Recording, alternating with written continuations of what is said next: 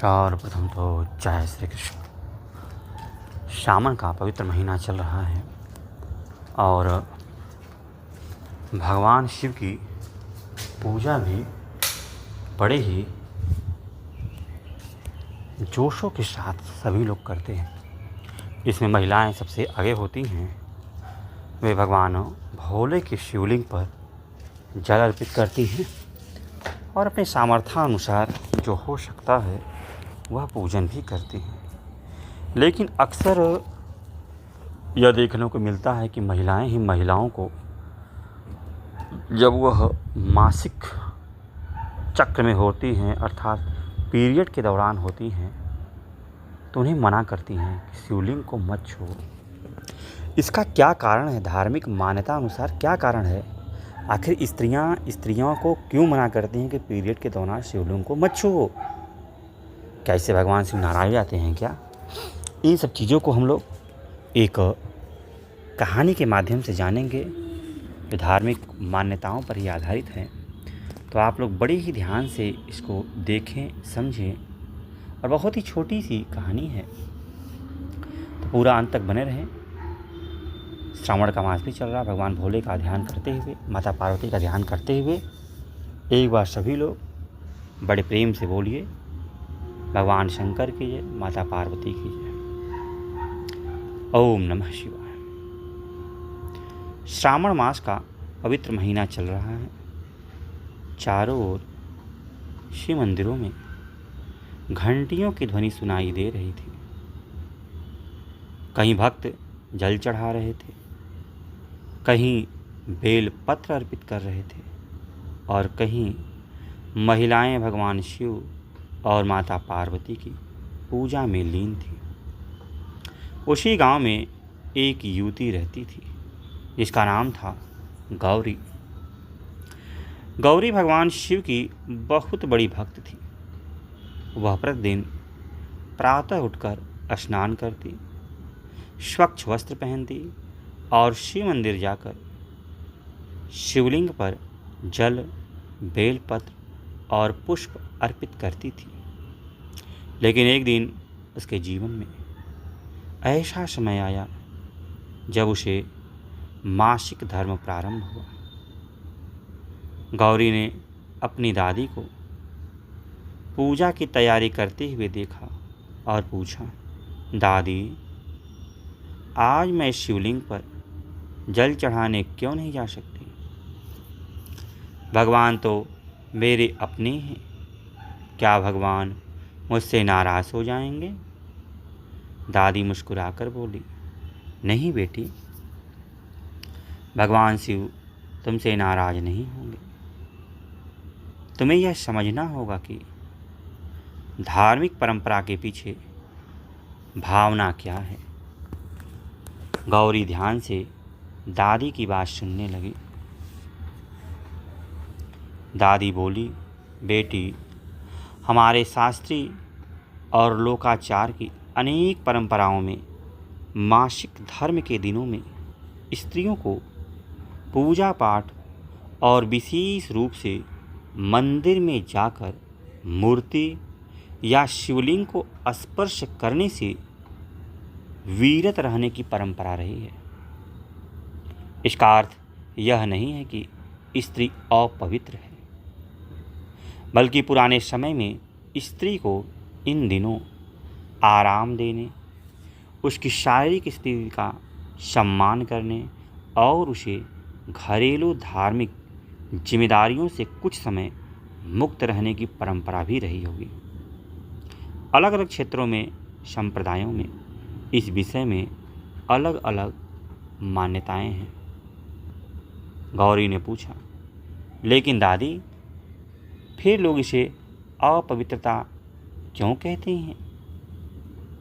दादी ने गंभीर होकर कहा, बेटी, यही बात समझने की सबसे ज़्यादा आवश्यकता है। मासिक धर्म एक प्राकृतिक शारीरिक प्रक्रिया है। इससे स्त्री का सम्मान, उसकी भक्ति या उसकी आत्मा की पवित्रता कम नहीं होती। धर्म का उद्देश्य किसी को नीचा दिखाना नहीं, बल्कि अनुशासन, श्रद्धा और आत्मसंयम सिखाना है। गौरी के मन का प्रश्न कुछ शांत हुआ, लेकिन उसने फिर पूछा, तो फिर शिवलिंग को न छूने की परंपरा क्यों बनी? दादी बोली, इसके पीछे एक धार्मिक दृष्टिकोण यह भी माना जाता है कि मंदिर और पूजा में विशेष प्रकार की शुचिता और आचार विचार रखे जाते थे। पुराने समय में स्त्रियों को मासिक धर्म के दिनों में विश्राम दिया जाता था। आज हमारे जीवन की परिस्थितियां बदल गई, इसलिए इस परंपरा को समझते समय हमें उसके मूल भाव को भी समझना चाहिए। फिर दादी ने गौरी को भगवान शिव की एक कथा सुनाई। बोलिए शंकर भगवान की जय। बहुत समय पहले माता पार्वती ने भगवान शिव को पति रूप में प्राप्त करने के लिए कठोर तपस्या की। उन्होंने अनेक कठिनाइयाँ सहन की, कभी अन्न का त्याग किया, कभी केवल फल खाए और अंततः कठोर तप में लीन हो गए। माता पार्वती की तपस्या देखकर देवता भी आश्चर्यचकित थे। उनकी भक्ति में शरीर से अधिक मन की शक्ति भी थी। कथा का भाव यही बताता है कि भगवान शिव के लिए भक्ति का सबसे बड़ा आधार मन की श्रद्धा है। शिव बाहरी आडंबर से नहीं, सच्चे भाव से प्रसन्न होते हैं। दादी ने गौरी से कहा, बेटी, भगवान शिव को जल प्रिय है, बेलपत्र प्रिय है, लेकिन उससे भी अधिक उन्हें सच्ची श्रद्धा प्रिय है। यदि किसी स्त्री की शारीरिक स्थिति ऐसी है कि वह मंदिर नहीं जा सकती, तो वह घर बैठकर भी ओम नमः शिवाय का जाप कर सकती है। वह मन ही मन शिव का ध्यान कर सकती है। वह माता पार्वती से प्रार्थना कर सकती है। क्या भगवान शिव उसकी प्रार्थना नहीं सुनेंगे? गौरी की आंखों में चमक आ गई। वह बोली, तो दादी, मैं शिवलिंग को स्पर्श किए बिना भी शिव की पूजा कर सकती हूँ। दादी बोली, बिल्कुल बेटी, भक्ति के लिए मन सबसे महत्वपूर्ण है।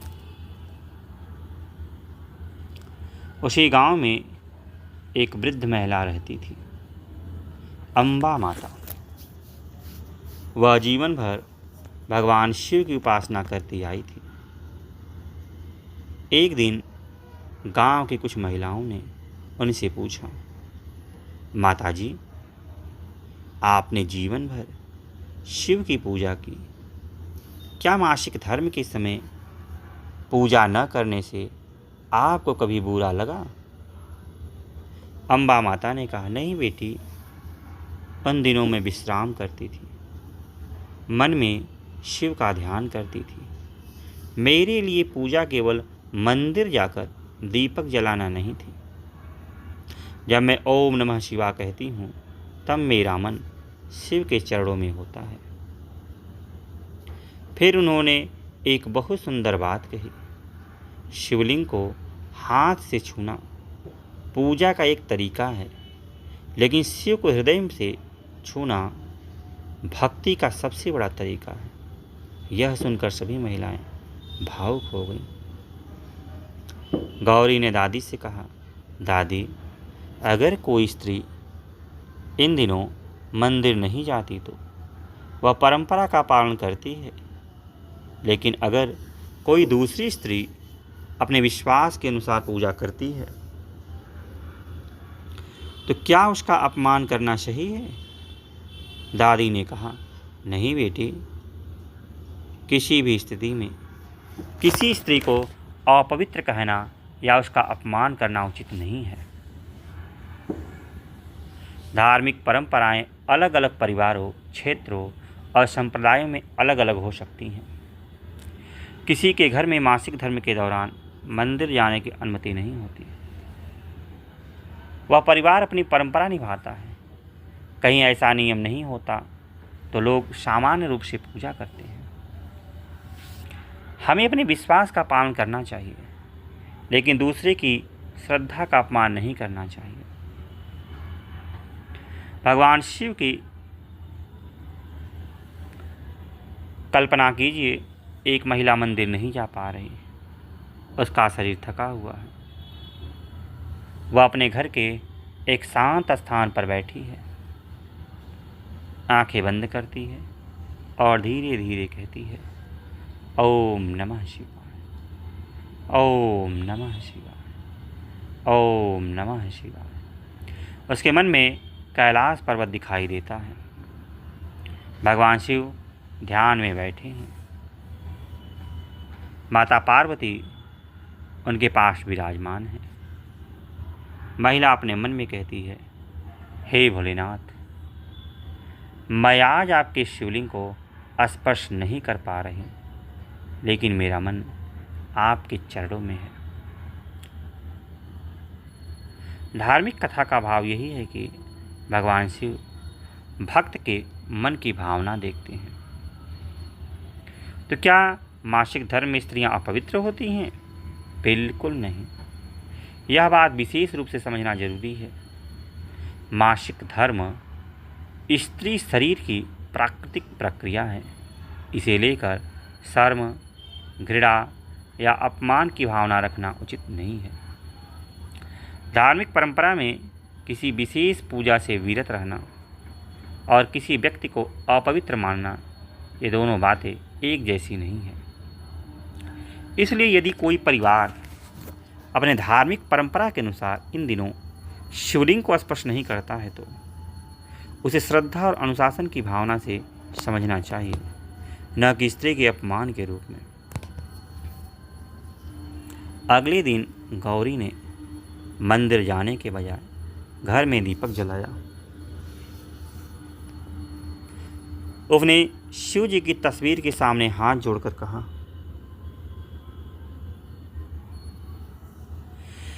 हे महादेव, मैं आज आपके मंदिर नहीं आ सकती, लेकिन मेरा विश्वास आपके साथ है। मेरे मन में किसी के प्रति भेदभाव न रहे, मेरे मन में श्रद्धा बनी रहे और मुझे इतनी बुद्धि दीजिए कि मैं धर्म की परंपराओं को समझ सकूं, केवल उनका अनुकरण ही न करूं। तभी उसकी दादी ने पीछे से कहा, यह सच्ची समझ है बेटी। गौरी ने दादी के चरण छू लिए। मासिक धर्म प्राकृतिक शारीरिक प्रक्रिया है। स्त्री को इसके कारण अपमानित या अशुद्ध कहना उचित नहीं है। कुछ धार्मिक परंपराओं में इन दिनों मंदिर या शिवलिंग को स्पर्श न करने की मान्यता रही है। इसके पीछे शुचिता, पूजा विधि और स्त्री को विश्राम देने जैसी विभिन्न धार्मिक संस्कृति धारणाएं रही हैं। भगवान शिव की भक्ति केवल स्पर्श पर निर्भर नहीं करती। मन में श्रद्धा हो, वाणी में ओम नमः शिवाय हो और हृदय में करुणा हो, तो यही सी भक्ति का सुंदर भाव है। हे भगवान भोलेनाथ, जिस प्रकार आप कैलाश पर बैठकर संसार के सभी प्राणियों पर कृपा करते हैं, उसी प्रकार सभी स्त्रियों को सम्मान, स्वास्थ्य, शक्ति और सुख प्रदान करें। किसी स्त्री को उसकी प्राकृतिक शारीरिक अवस्था के कारण अपमानित न किया जाए।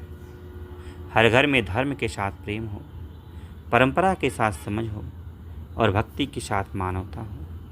हे महादेव, हमारे मन से अज्ञानता दूर कीजिए। हमें ऐसा धर्म दीजिए जिसमें श्रद्धा हो और सम्मान हो।